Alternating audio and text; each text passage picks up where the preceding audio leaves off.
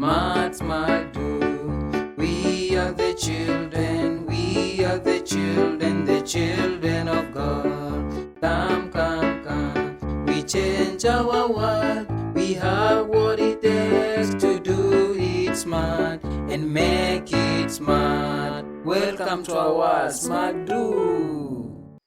Welcome class 6 for today's C.R.E. lesson. Now, yesterday we started looking at the topic Christian support for people with special needs. Now, we said or mentioned some of the people who have special needs. If we can remind ourselves on some of them, it will be very good before we continue with our lesson. Yes, let's hear some of the people with special needs. Very good. We mentioned the blind. The blind are people with special needs. Another group of people with special needs. Yes, the ones who are lame or physically handicapped. That's a good one. Another group of people with special needs. Yes, those who are mentally handicapped. We also have other people such as the sick. They need our attention. They need our help. They need our assistance. We also have the orphans. The orphans are also there. You have the refugees, very good. And also you have the people who are in prison, they need our special attention.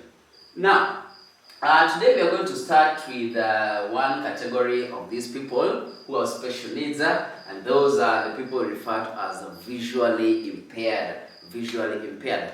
For any one of you who has ever come across the word visual, what does it mean? What does it mean? Yes, very good. The word visual means sight. The word visual means sight. Now, and when we are talking about sight, we are specifically referring to the use of our eyes. The use of our eyes. For us to see, we require our eyes. Therefore, for somebody who is visually impaired, what does that mean? One, this is a person who can either be totally blind.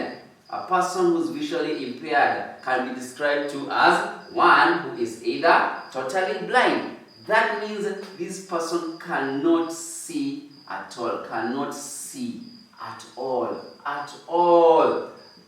They cannot see at all. Number two, we have those who are partially blind. Partially blind. Yes, they have some use of their eyes. Maybe they can see, but not very clearly. They can see a little bit, but they cannot be able to tell the images clearly of what they are seeing. And some of them require special equipment such as the spectacles, very powerful spectacles for them to see. Then you also have, for example, the one-eyed people. Those also are people with special needs or who are visually impaired, and they require special equipment for them to use. Now, some of the reasons why somebody can be visually impaired include, very good, sickness, causes of visual impairment. I include one, sickness. One may suffer from certain diseases that may cause one to be visually impaired. Another one, very good. We have birth. Some people are born blind. They are born blind, and it is not their wish to be born like that. Another cause of blindness, another cause of visual impairment. Very good. We have injuries. Somebody may have gotten injured either through an accident, or maybe they were playing with their friends and they got injured, and that caused a visual impairment. So there are many causes or reasons why somebody may end up being visually impaired. Now, the government and the church, the government and the church have realized that these people who have challenges with their sight can be assisted in making their life more comfortable. And they have come up with institutions or schools whereby they can be assisted. For example, we have the Thika School for the blind.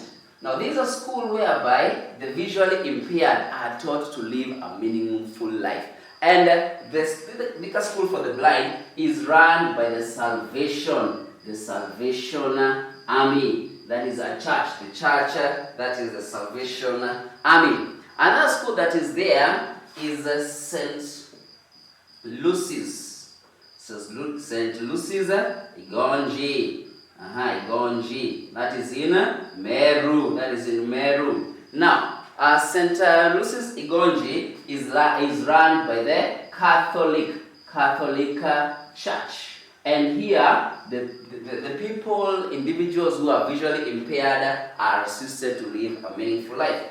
Number 3, we have another school called Kitui Integrated Program. Kitui Integrated Program that is run by the Anglican Church of Kenya. So therefore, you realize that these are people who need assistance, and once they get the assistance they require, they can live a meaningful life. They are trained to do certain things, certain courses, certain work, using their hands to do certain things, like plaiting the hair, making mats, and making earrings. And from there on, they can live meaningful lives. Now, from the Bible, in the book of John, we read the story of Jesus meeting a blind man. Jesus met a blind man. So from the book of John, that is John chapter 9, verse 1 to 12, we read a story of a blind man. And Jesus. So when Jesus met this man, he was with his disciples. And his disciples asked him, why was this man blind? Jesus told them that it was for God's glory.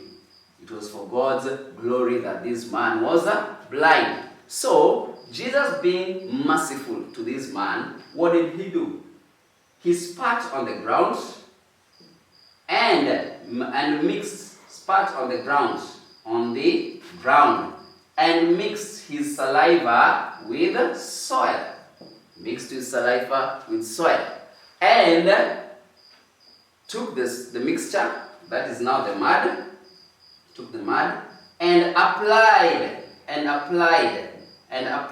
it on the man's eyes. From there on, Jesus told him to go and wash his face. He washed his face at the pool of Siloam.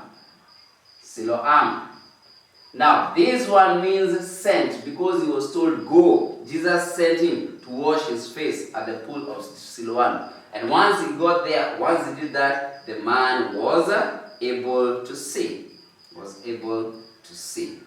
So, what do we learn from this story?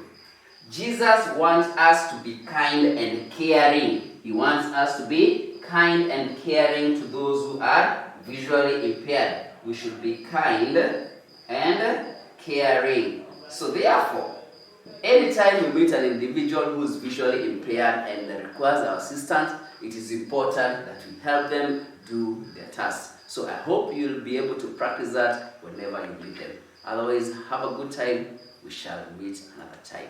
Thank you.